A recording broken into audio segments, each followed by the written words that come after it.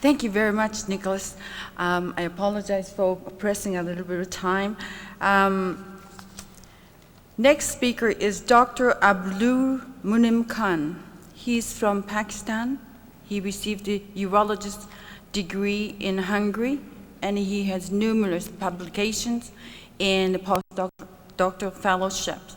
Today, he's here to show us that the challenges we face in other countries are maybe beyond our imagination. And whenever we provide some recommendations, we have to be very much aware of the possible differences and intimately work with the local people. So today, I'm pleased to invite Dr. Munim Khan. Would you welcome?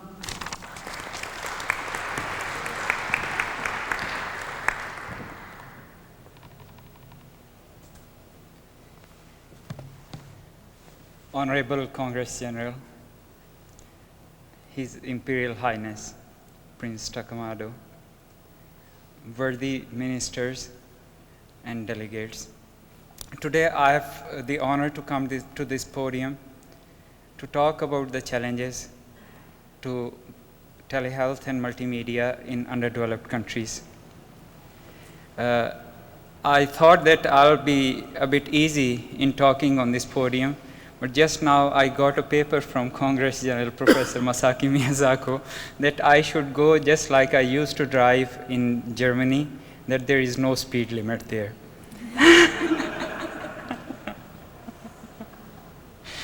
So the challenges which I'm talking about are that I feel that there is a situation difference in between developed and underdeveloped countries. Someone might say that these are two sides of the same coin. At this moment, I'm talking about Pakistan. We have 134 million population, 4 provinces, mountains, plains, desert, and sea. We have 13 peaks which are higher than 7,000 meters. In plains, we have most of our economy depending on its agroeconomy, and we have to live on that. Urban and village population ratio is about 1 to 7. As the law of nature is, the stem, the branch of a tree which is near the stem gets more nourishment. In the same way, human beings like to go to larger cities so that they can get more benefit, and commodities of life are available there. And this thing is particularly true in underdeveloped countries, that towns and villages always lag behind. We work in a small town, and our example completely fits the example of a person or an organization facing challenges in any of the developing countries. I would like to show you some glimpses of Sadiq, my town. It's just like any of the town in an underdeveloped country.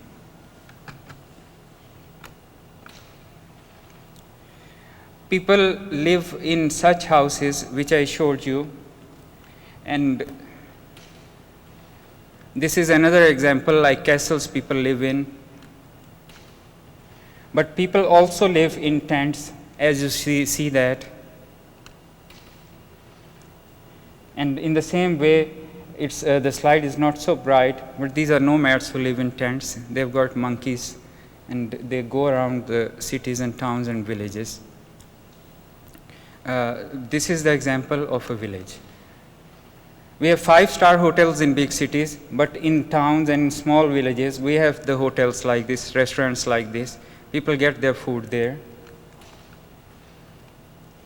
And this is the example which I'm showing to you. Natural gas is available for fuel in large cities, but in villages still they use dung cakes to cook their food.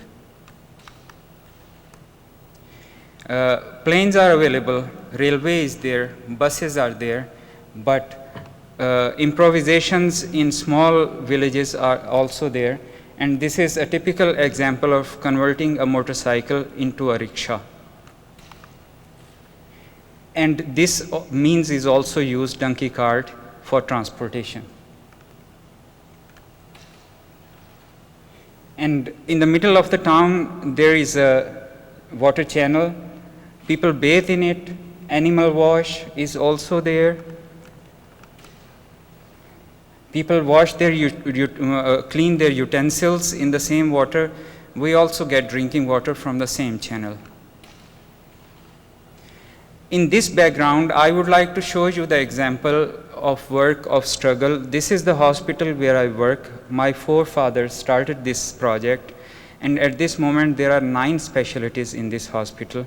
One of my friends who came from Europe to visit me, he told me that it seems to be an oasis in a desert. And this is the example of a patient who had been operated one day ago, a small kid, and his picture had been taken. He was afraid of taking picture.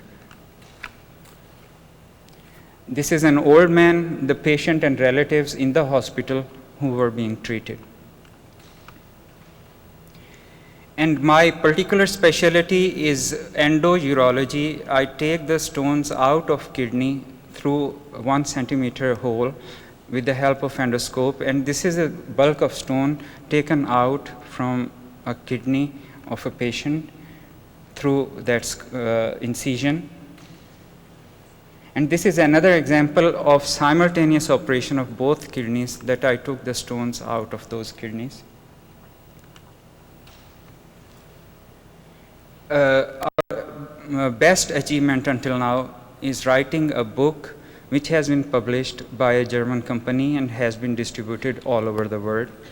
These examples I'm showing you that by living in a small town, what can be done. And ultimate is this letter by our health minister to us. Although we have got very renowned institutes in large cities like Lahore, Islamabad, and Karachi, but he wanted to send a patient to us to be treated free of cost, because the techniques which we are using is not being used in whole of Pakistan and surrounding countries.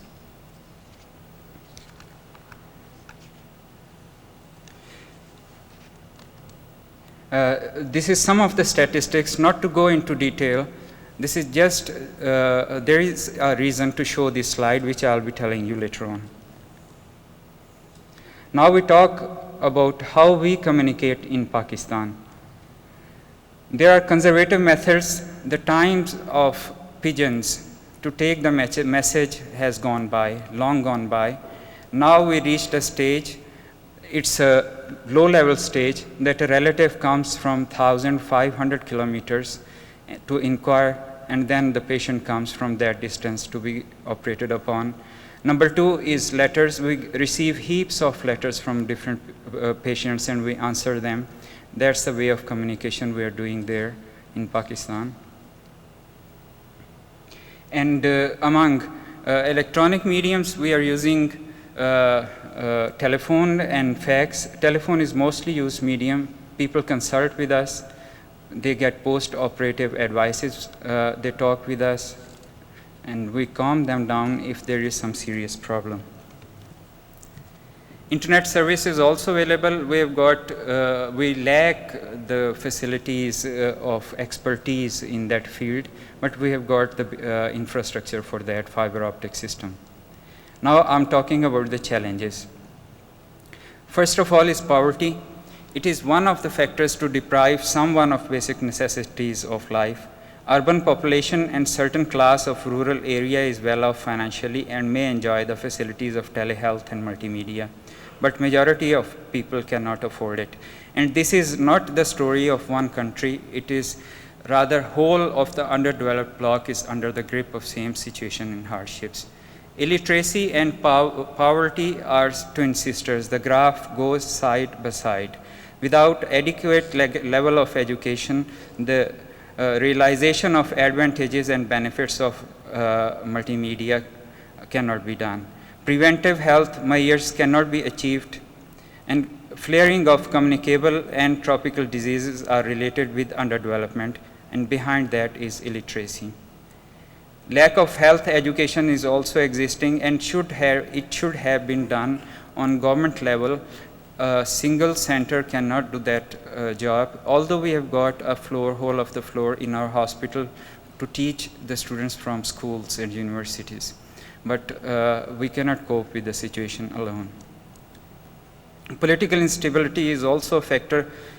Political instability and lack of peace are well-known factors and heaviest setbacks in each and every sphere of national life in a developing country.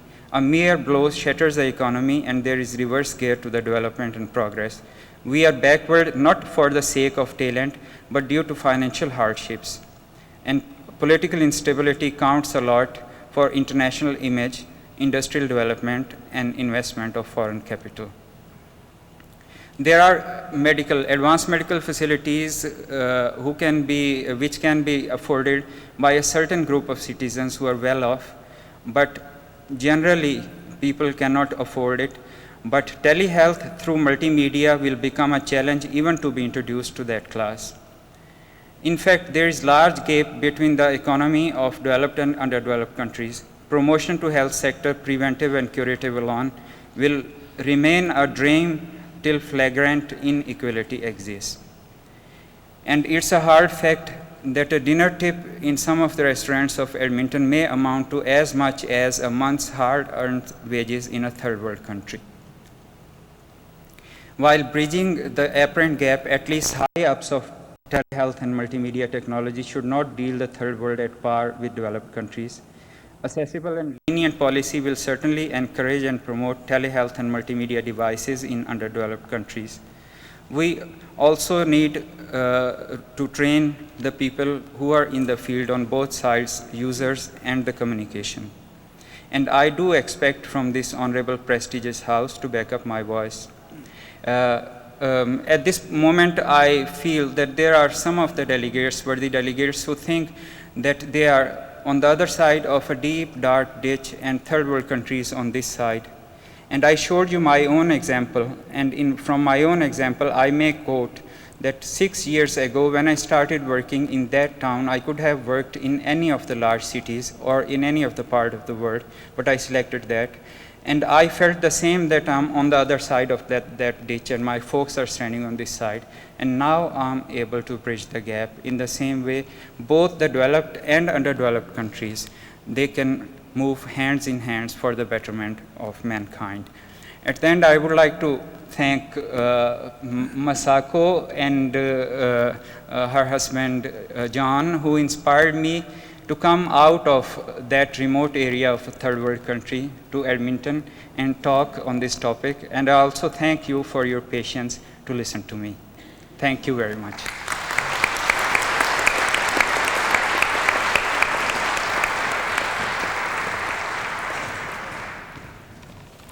Thank you very much, Munam. Next speaker